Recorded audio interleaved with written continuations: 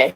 Hi, everybody. This is Vickie from Green Sewing and Vacuum. Hope you're catching us because we changed the time from 6 o'clock to 5:30. Otherwise, we just kind of sit around here and stare at one another, you know, and that can get pretty darn boring. And we all want to go home, too. So anyway, I have some new things to show you. And then I'm going to play a little bit on the aerial tonight. I had a question asked of me, something, could it be done? And so when I get to that, I'll show you because, yes, I figured it out.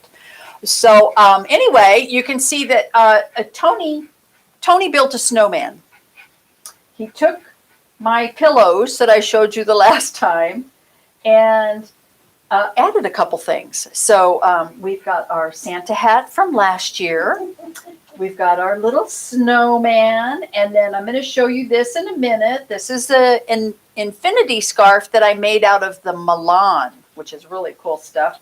And then my Santa. And the reason that I'm showing you the snowman and the Santa is what I'm going to be doing tonight on the aerial. So anyway, so I'm going to have to tear him apart here, Tony. I'm sorry. So this is the infinity scarf that's made out of the Milan Cuddle from Shannon. And this actually has elastic thread in it, or it's not even thread, I'm not sure, it's just like elastic bands, which makes it really, it just bounces back. It's really, and I mean, this stuff is just super cuddly. So the drawback is that I did make the infinity scarf. They recommend with this fabric that you stretch it when you want to cut it, and because that's the full yardage then. So when this is cut at the counter, we stretch for the yard, make a snip, and then go across that way. But I went ahead and used the measurements on the infinity scarf. So the drawback is because of the stretchiness on it, it doesn't hang like the other ones do. It fits right up at your neck. So this would be for those really cold mornings that like when I'm walking my dog. But you can see that, I mean, it's really right up there. I mean, it's kind of in your face kind of thing. Tony actually put it on his head like one of those Russian cap things. And so, yeah, it actually looked pretty good on him. But so anyway, it's just really some cool stuff.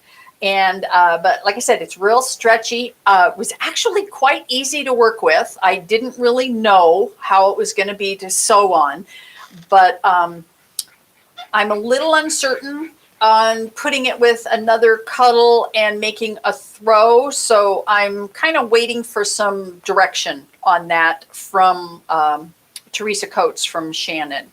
So anyway, just kind of, it's just really fun. So you might want to come in and play with this. And you probably want to put her on our list, Teresa. Oh, oops, I forgot. So, and then I don't know if you recall, gosh, it's probably been a month ago, I showed some panels that we had gotten from Riley Blake. I was a little uncertain of what I was going to do with them, but I took the two. There's two sets of panels in here. So I know this is going to be a little difficult because of the size of it for you to see it.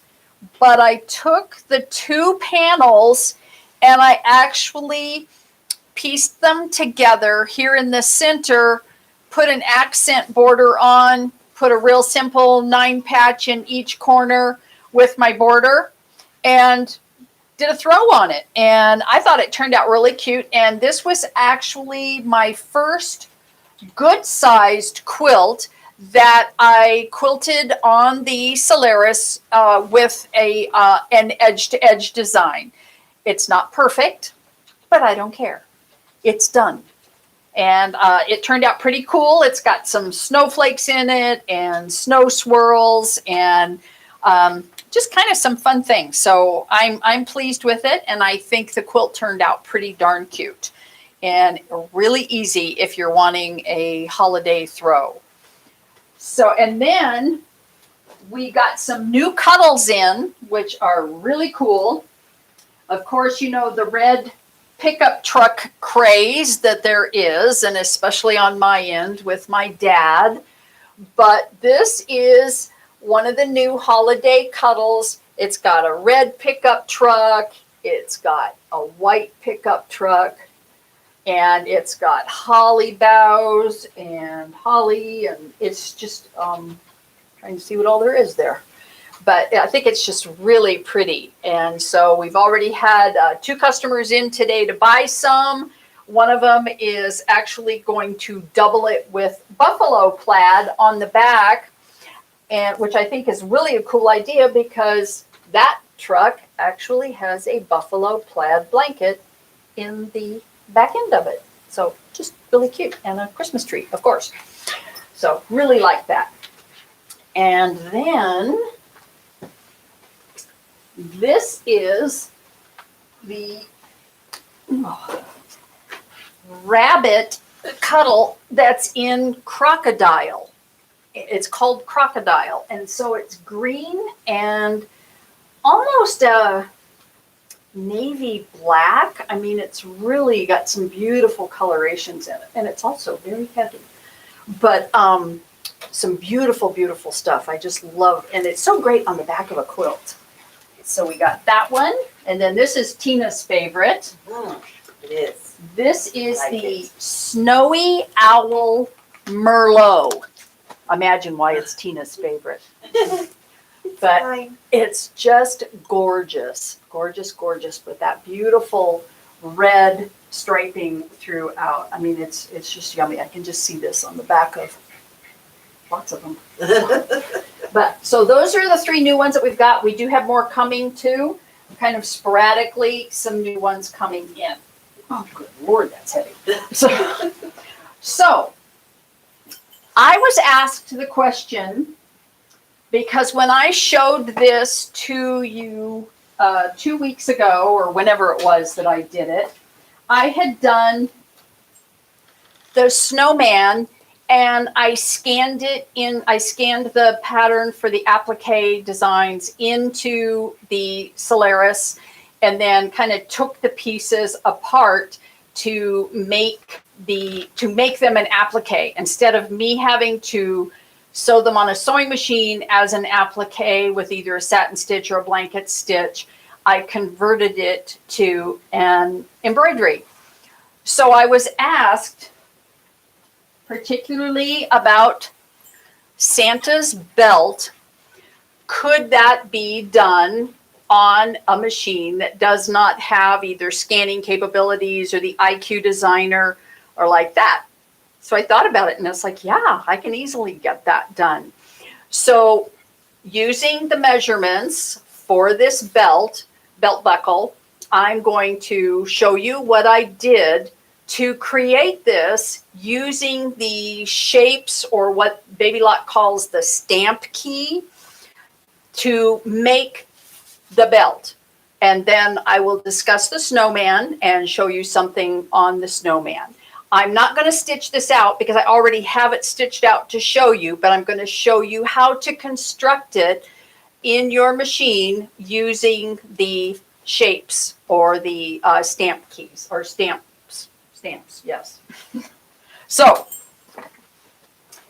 in the pattern calls for Santa's belt. So the outside measurement is 5 by 6, and then the inside measurement is 4 by 3. So for those of you that don't have, as I said, IQ Designer, where you can scan it or you can bring it in on a JPEG, whatever, this can actually be constructed using Embroidery Edit. So we're going to go into Embroidery Edit because we're going to want to add things together. We take the Embroidery Edit. This right here is the stamps or the shapes. So I'll go in there, and I'm going to look for something that is similar already in shape to what I want. So I'm going to bring this rectangle up, And right here, this is actually just a single run of stitching. So I'm going to use this to create my placement and my tack down. So I'll bring that in and say set.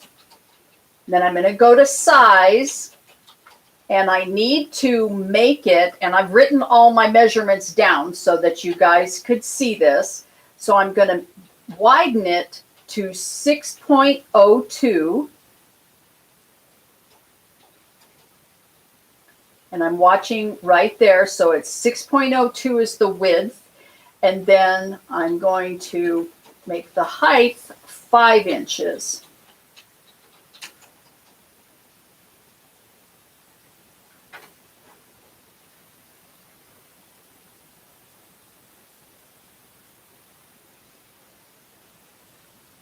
Okay, so I've got, that's the first part of the outside of the belt. So now I'm going to go in and I'm going to add, because now I need to do the inside of the belt. So you go into add, I'm going to go back into those shapes.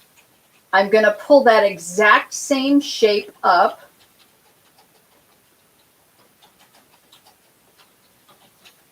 And the same single run and set. I'm going to size it, and this time I'm going to size it to 3.95, and I'm watching these numbers right here. This number on the top part here is giving me the overall size of the whole belt buckle. So now I have to watch these measurements right here to catch it. So I'm going to take the width and make it 3.95, and then 3.02 is the height, which is right here. So 3.02, 3.95. And I'm going to then take that, so then I'm going to go back in now. So what I'm going to do, because my placement and my tack down is kind of the same. So what I'll do when I stitched this out, I stitched these two, then I used the keys down at the bottom where I could back up my thread. I laid my vinyl down, my glitter vinyl down, and I stitched those again, which tacked it down. So now I'm going to go back in to the shapes, use that same shape, but this time I'm going to use this satin stitch right here outline. So I'll pull that up and set, and I'm going to make that, because I need to make it a little bit bigger than what I had before so it will cover that stitching. So I'm going to size it, and the width I'm going to take to 6.20.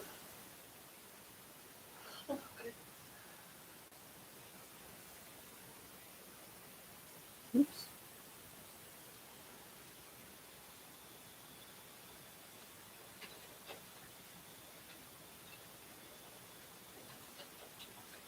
And the height 5.17.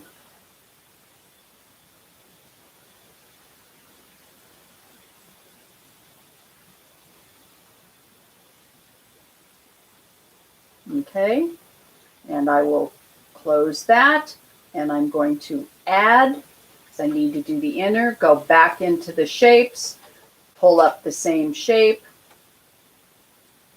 the same satin, set, and this one is going to be sized to 4.17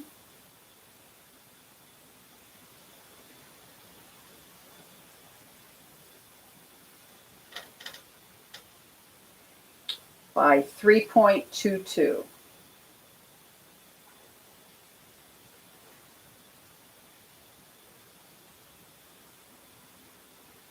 Okay, so I've got that set up. I don't know if you can, I mean, it's just kind of all layered on there. So now the belt buckle, I'm going to hit embroidery. So your first two stitch outs that you do, that's the outer belt in a single, and inner belt in the single. So you'll stitch those, lay down your glitter vinyl that you've got cut bigger than that measurement. You'll back up and you're going to re-stitch those. So you'll stitch it once and then stitch the inside and then go immediately to the satin stitch. And what it looks like, I did this in some really odd colors so you could see it, but this is what it looks like when it's all finished up. So I did my placement, then I did my tack down, then I did the satin stitch. And what's really great about the Kimberbell vinyl is that when you have a nice satin stitch like that, it rips off cleanly.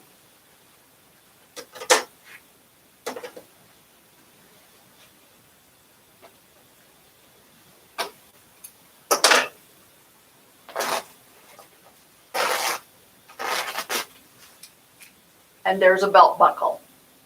So that easy to make it just using the shapes that you have available in your machine. A lot of times you guys don't go and look and see what's available on the machine. And so just real simple to do. It turned out, I think, just as nice as the one that I did using my IQ Designer and scanning. So now if you look at Mr. Snowman here, you could easily go in and do your big circle, do a placement, a tack down, and a satin, or a blanket, whichever you prefer. Then you're going to bring in a small circle on top, and it doesn't have to be exactly in the center. You can move it wherever you may want to move it, so he's not got his eyes right in the center of his eyes. Kind of looks weird. But anyway, so you've got that. Now, the mouth was done, they actually kind of made it, was supposed to look like coal, and so they were a little distorted. Who's going to know? I mean, can you tell if those are distorted or not? You could just do a whole bunch of smaller circles and just place them and tack them down. So I was concerned about the nose. Like, how do you do a nose? So I was thinking, okay, so fine, you have to sew that down with your sewing machine. But then I did some hunting.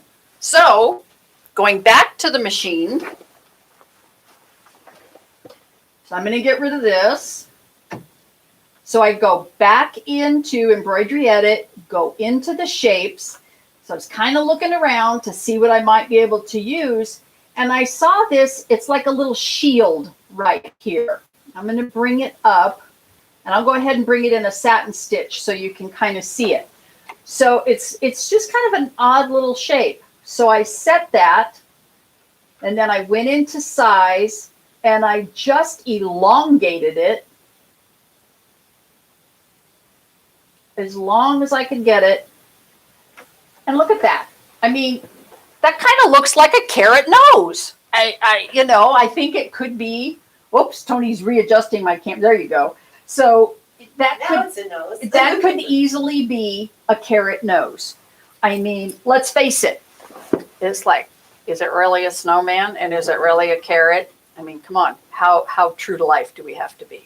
So anyway, so for those of you that don't have IQ Designer, you have those shapes built into your machine, so use them.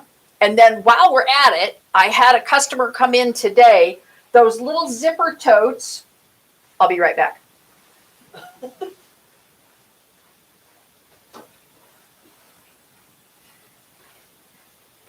This little zipper tote that I had shown the last time, where I put stash cash, she came in today. We had a customer come in today, and she says, I don't have a $ on my machine.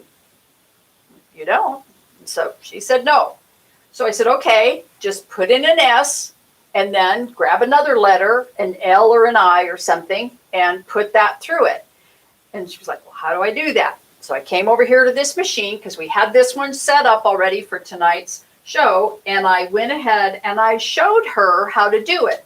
So we put in the C, the A in lowercase, put the S in the capital, then looked at the I, which was also in capital, brought it in, moved it over the S and lengthened it so it was longer, and then went into the lowercase and brought in the H. And so she had basically the same thing that I have here, just had to work at it a little bit more. It's there. You can play with them. They are there. So anyway, hope you learned something tonight. For those of you that don't have those other machines, Tina's singing. It's time to go home. Woo-hoo, we get to go. So anyway, so any questions, anything? Everybody's cool? Have we got it? We don't got it? We're fine. Whatever.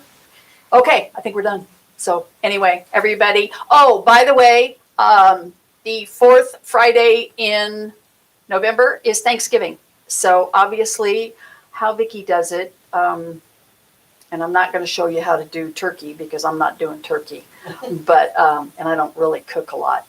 So anyway, so you guys, we don't. December 9th. That's right, December 9th will be the next one. And so hopefully I will get my back end in gear and get some things done to show you. I have some ideas. I just finished up 3 days of training and on embroidery. And so I've got some kind of new ideas and some fun stuff to do. So I'm hoping to be able to find time to get it done. And so everybody take care. Have a happy Thanksgiving.